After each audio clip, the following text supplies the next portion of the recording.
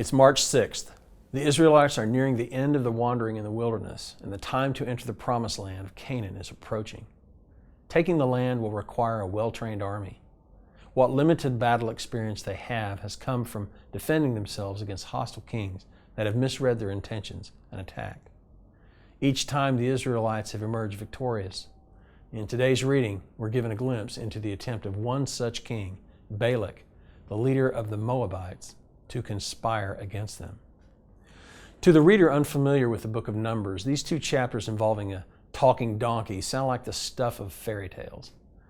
Is the story of Balak the king and Balaam the prophet and the donkey being given the ability to speak outlandish and unbelievable? Well, no more than angels and demons and God speaking from a burning bush and a sea parting and a virgin giving birth or a man walking on water. Does it require surrendering one's intellect in order to believe the Bible? Not at all. God has always been doing supernatural things. It's how He's proven Himself to each generation.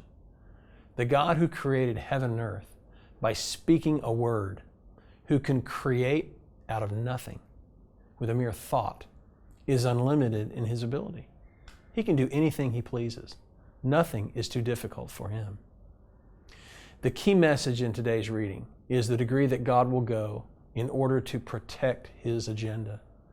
Balak set himself against the will of God, actively conspiring, using any means he could to thwart God's plans.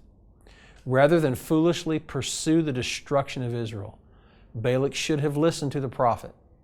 And the children of Israel had repeatedly demonstrated their willingness to avoid conflict. But to destroy the Israelites, it wasn't going to happen. Balak didn't understand the futility of his efforts.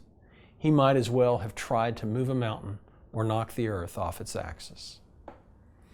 The nation of Israel was created miraculously by God for one purpose: to be the instrument of world redemption. No other nation has that distinction. Kings throughout the ages have attempted to exterminate the descendants of Abraham, Isaac, and Jacob. Hostile nations attempt the same today, but it will not happen. God's call upon the descendants of Abraham, Isaac, and Jacob is irrevocable. Here's today's application. Just as Balak was determined to thwart God's plans for Israel, so you have an enemy that conspires to thwart the will of God in your life. Don't give in to the enemy's strategy to divert you and distract you and thwart what God is doing in you and through you. Press into God, your champion, who will fight for you. Now here's today's prayer.